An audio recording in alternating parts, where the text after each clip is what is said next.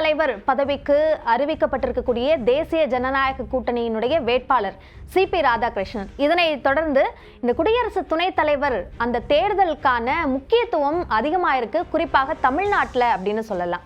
India கூட்டணியும் இது சார்ந்த ஆலோசனையில ஈடுபட்டு இருக்க நிலையில இதுல சிபி ராதாகிருஷ்ணன் வேட்பாளராக தேர்வு செய்யப்பட்டது ஏன், அவருடைய பின்னணி என்ன என்பதையும், இந்த குடியரசு துணைத் தலைவர் தேர்தல் எப்படி நடக்கும் என்பதையும், இதற்கு பின்பு இருக்கக்கூடிய நகர்வு அரசியல் வியூகம் என்னவாக இருக்கு என்பதையும் நம்ம இந்த வீடியோல பார்க்க போறோம். முதலாவதாக சிபி ராதாகிருஷ்ணன் அவருடைய பின்னணி என்ன அப்படின்றத பார்க்கலாம். 68 வயதான சிபி ராதாகிருஷ்ணன் திருப்பூர் மாவட்டத்தை சேர்ந்தவர். திருப்பூர் மாவட்டத்தில் இருக்கிற சந்திராபுரம் தான் அவரோட ஊர் பெயர். அந்த பெயரையும் தந்தையோட பெயரான பொன்னுசாமி இது ரெண்டையும் சேர்த்து தான் சிபி ராதாகிருஷ்ணன் தன்னோட பெயரை அவர் சொல்றாரு. 16 வயதிலேயே அவரோட RSS இயக்க செயல்பாடுகள் தொடங்கிடுச்சு அப்படின்னே சொல்லலாம். RSS இயக்கத்தில் சேவகராக சேர்ந்து அதற்கு பின்பு பல்வேறு கட்டங்களாக அவர் அந்த இயக்கத்தில் பணியாற்றி இருக்கிறார். அதே மாதிரி அரசியல் கட்சி நுழைவு என்று பார்த்தால் முதல்ல ஜனதா கட்சியில இணைந்து பணியாற்றியவர், பின்பு பாரதிய ஜனதா கட்சியில சேர்ந்து அரசியல் பணியாற்ற தொடங்கினார். தேர்தலில் அவர் பெற்ற வெற்றி 1998 தான். அதிமுகவும் பாஜகவும் கூட்டணி அமைத்து அந்த மக்களவை தேர்தலில் போட்டியிட்டப்போ கோவை தொகுதியிலிருந்து அவர் போட்டியிட்டார். 1.5 லட்சம் வாக்குகள் வித்தியாசத்தில் அவர் வெற்றி பெற்றிருந்தார். ஆனால் அந்த தேர்தலை பொறுத்த வரைக்கும் வாஜ்பாய் அரசு மீது நம்பிக்கையில்லா தீர்மானம் கொண்டு வரப்பட்டதுனால அந்த ஆட்சி கவிழ்ந்தது. அதனால உடனடியாக அடுத்த ஆண்டே தேர்தல் நடந்தது. ஆனால் அந்த தேர்தலில் பாஜக திமுக கூட கூட்டணி அமைச்சிருந்தாங்க. திமுக கூட, அதாவது அதிமுக இல்லாம திமுக கூட மாற்றி அந்த கூட்டணி அமைத்தாலும் அதே கோவை தொகுதி சிபி ராதாகிருஷ்ணனுக்கு ஒதுக்கப்பட்டது. ஆனா வாக்கு வித்தியாசம் 55,000 குறைஞ்சது. ஆனா அவர் மக்களவை உறுப்பினராக தேர்வு செய்யப்பட்டார். 2004 அதற்கு பிறகு 2004 அவர் போட்டியிட்டார். ஆனா அந்த தேர்தலில் அவர் வெற்றி பெறல. இருந்தாலும் தமிழக பாஜக மாநில தலைவராக அவர் தேர்ந்தெடுக்கப்பட்டார். அவர் பல்வேறு பணிகள் சார்ந்த, அதாவது பாஜக சார்ந்த வளர்ச்சியில பெரும் பங்காற்றியவர் என்ற அந்த கருத்துக்கள் எல்லாம் சொல்லப்பட்டாலும் முக்கியமா கவனிக்க வேண்டிய அவருடைய செயல்பாடுகள்ல ஒன்னா இருந்தது அவர் நடத்தின ரத யாத்திரை.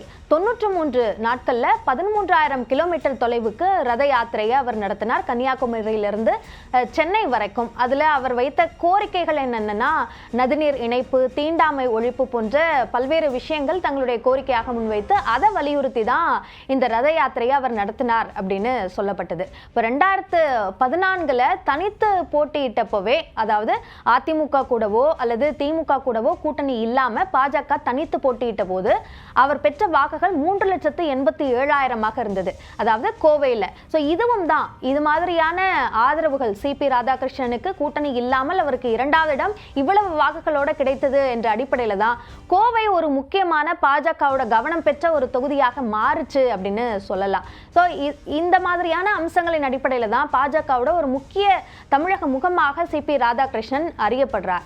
அதே மாதிரி 2016 2020 வரைக்கும் மத்திய தென்னை நார் வாரியத்தோட தலைவராகவும் அவர் பொறுப்பு வகிச்சிருக்காரு. அதற்கு பிறகுதான் 2023 ஜார்க்கண்ட் மாநில ஆளுநராக அவருக்கு பதவி வழங்கப்படுது. அதற்கு பிறகு தெலுங்கானா ஆளுநராக இருந்த தமிழிசை சவுந்தரராஜன் அந்த பதவியிலிருந்து ராஜினாமா செய்த பிறகு அந்த பொறுப்பும், அதே மாதிரி தமிழிசை வகித்து வந்த புதுச்சேரி துணைநிலை ஆளுநர் பொறுப்பும் அவருக்கு கூடுதலாக வழங்கப்பட்டது. அதற்கு பிறகு 2024 மகாராஷ்டிரா மாநில ஆளுநராக அவர் மாற்றப்பட்டார். ஸோ இப்படி பல்வேறு நிலைகளில் அவருடைய அரசியல் நகர்வுகள், அதற்கு பிறகு ஆளுநராக அவருடைய செயல்பாடுகள் என்பது முக்கியத்துவம் வாய்ந்த ஒன்றாக இருந்திருக்கு அப்படின்னே சொல்லலாம். சரி, இப்போ குடியரசு துணைத் தலைவர் தேர்தல் எப்படி நடக்குது அப்படின்றத நம்ம பார்த்துடலாம். இப்போ மக்களவை, மாநிலங்களவை இதில் இருக்கிற மொத்த எண்ணிக்கை, உறுப்பினர்களோட எண்ணிக்கையின் அடிப்படையில் தான் இந்த குடியரசு துணைத் தலைவர் பதவிக்கான தேர்தலில் வெற்றி தீர்மானிக்கப்படுது. இப்போ மக்களவை எடுத்துக்கிட்டோம்னா அதில் மொத்தமாக இருக்கக்கூடிய இடங்கள் 543, அதில் ஒரு இடம் காலியாக இருக்கு. இந்த 542ல் தேசிய ஜனநாயக கூட்டணிக்கு 293 உறுப்பினர்கள் இருக்காங்க. இந்தியா கூட்டணிக்கு 249 உறுப்பினர்கள் இருக்காங்க. அதே மாதிரி மாநிலங்களவை எடுத்துக்கிட்டோம்னா ஒட்டுமொத்தமாக 245 உறுப்பினர் இடங்கள் இருக்கு. அதுல 5 இடங்கள் இப்போ காலியாக இருக்கு.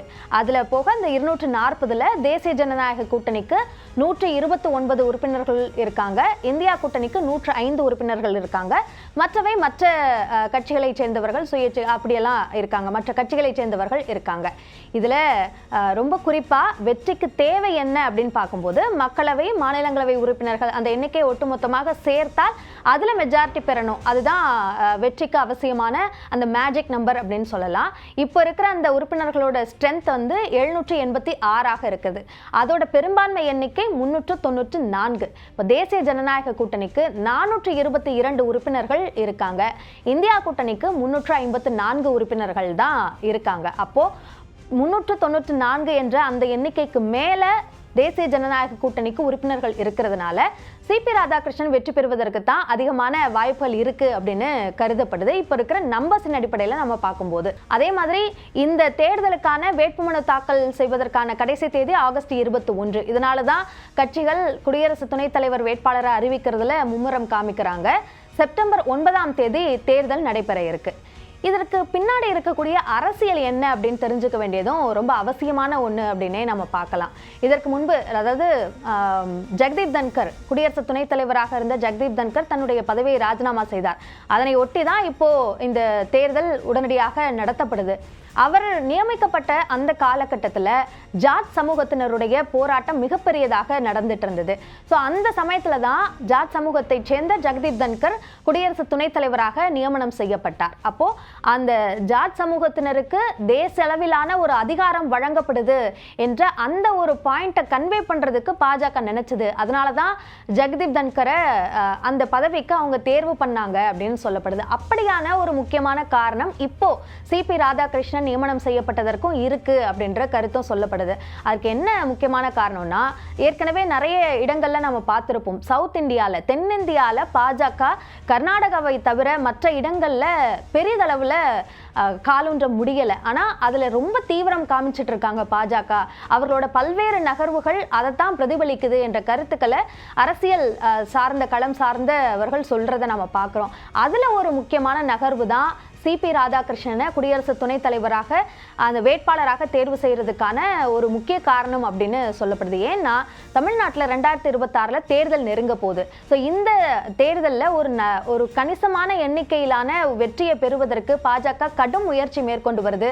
அந்த அடிப்படையில் தான் அதிமுக கூட உடைந்த அந்த கூட்டணியை மீண்டும் பாஜக கொண்டு வந்தது. அதற்கான அதிகமான ஆர்வத்தை அமித்ஷா செலுத்தினார் என்ற அந்த விஷயங்கள்லாம் சொல்லப்படுற சமயத்தில் இந்த குடியரசு துணைத் தலைவர் வேட்பாளர் தேர்வு தமிழ்நாட்டிலிருந்து இருப்பது என்பதும் ஒரு முக்கியமான காரணம். அதே மாதிரி இந்தி திணிப்பு, அதே மாதிரி தேசிய கல்விக் கொள்கை, அதன் மூலமாக அதை காரணம் காட்டி பள்ளிக்கல்விக்கான அந்த சமக்கிர சிக்ஷா அபியான் அதற்கான நிதி ஒதுக்கலை அப்படின்ற பல்வேறு குற்றச்சாட்டுகளை திமுக பாஜக மேல வைக்கிறாங்க. குறிப்பா பாஜக எதிர்ப்பு என்ற ஒரு முக்கியமான அம்சத்தை திமுக கையில் எடுக்கிறாங்க. திமுக மட்டும் இல்ல, திமுக கூட்டணி அமைவதற்கான முக்கியமான காரணமாகவும் அது சொல்லப்படுது. ஸோ அதை கவுண்டர் பண்றதுக்கு இது ஒரு முக்கியமான ஒரு ஆயுதமாக பாஜக எடுக்குது அப்படின்ற கருத்து அரசியல் விமர்சகர்களால சொல்லப்படுது. ஒருவேளை சிபி ராதாகிருஷ்ணன் இந்த இதுல வெற்றி பெற்றார் அப்படின்னா அதற்கு இன்னொரு ஒரு வியூகமாக சொல்லப்படுற விஷயம் என்ன அப்படின்னா ஒரு அக்ரெசிவான அப்ரோச் அப்படின்றது வந்து ஜெகதீப் தன்கர்ட்ட இருந்தது. ஆனா இப்போ குடியரசு துணைத் தலைவராக இருக்கக்கூடியவர் ராஜ்யசபாவுடைய சேர்மனாகவும் தலைவராகவும் இருப்பார். ஸோ அங்க இருக்க சூழல்ல கண்ட்ரோல் பண்றதுக்கு ஒரு சாஃப்டான அப்ரோச்சும் தேவைப்படுது. ஏன்னா ஜெகதீப் தன்கருடைய செயல்பாடுகள் சார்ந்த எதிர்கட்சிகளோட விமர்சனம் ரொம்ப கடுமையானதாக இருந்தது. அந்த அடிப்படையில தான் இப்படியான ஒரு தேர்வை பாஜக செஞ்சிருக்கு அப்படின்ற ஒரு கேள்வியும் எழுந்திருக்கு. அதே மாதிரி திமுக தமிழ்நாட்டிலிருந்து தேர்வு செய்யப்படும் ஒருவரை எதிர்க்குமா அப்படின்ற ஒரு கேள்வி முக்கியமானதாக இருக்கு. அப்பனா அது தமிழர் விரோத போக்கு அப்படின்ற ஒரு எண்ணத்துல ஒரு விஷயத்தை கொண்டு போறதுக்கான வாய்ப்பு பாஜக எடுத்துட்டு போறதுக்கான வாய்ப்பு ஏற்படும் என்ற அந்த ஒரு வியூகமும் கோணமும் இருக்கு. ஆனா திமுக தரப்புல இருந்து இதுவரைக்கும் வந்த கருத்துக்கள் என்பது சிபி ராதாகிருஷ்ணனுக்கு ஆதரவுக்கு தெரிவிப்பது சந்தேகம்தான் என்ற அடிப்படையில் தான் தங்களோட கருத்தை தெரிவிச்சிருக்காங்க. ஏன்னா இந்தியா கூட்டணி யாரை வேட்பாளராக தேர்வு செய்கிறாங்களோ அவர்களுக்கு தான் ஆதரவு அளிக்கப்படும் என்று திமுக தரப்பிலிருந்து சொல்லப்பட்டிருக்கு. அவர் தமிழர் என்பதனாலேயே அவரை ஆதரித்து விட முடியாது என்ற கருத்தையும் சொல்லியிருக்காங்க. அதே மாதிரி விசிகல்ல இருந்து எம்பி ரவிக்குமார் சொல்லும் பொழுது சிபி ராதாகிருஷ்ணன் பாஜக தரப்பிலிருந்து அவர் நிறுத்தப்படும் போது அது சரியான ஒரு எல்லாருக்குமான ஒருவராக அவர் இருக்க மாட்டார் என்ற பல்வேறு கருத்துக்களை அவர் தெரிவிச்சிருக்கார். ஸோ இதன் அடிப்படையில் பார்க்கும்போது திமுகவும் சரி திமுக கூட்டணி கட்சிகளும் சிபி ராதாகிருஷ்ணனை ஆதரிப்பதற்கான வாய்ப்புகள் மிக குறைவு என்றுதான் பார்க்கப்படுது. அப்போ இந்தியா கூட்டணி தரப்பிலிருந்து யார் வேட்பாளராக நிறுத்தப்படுவார்கள் என்பது ஒரு முக்கியமான ஒரு எதிர்பார்ப்பாகவும் எழுந்திருக்கு அப்படின்னே சொல்லலாம்.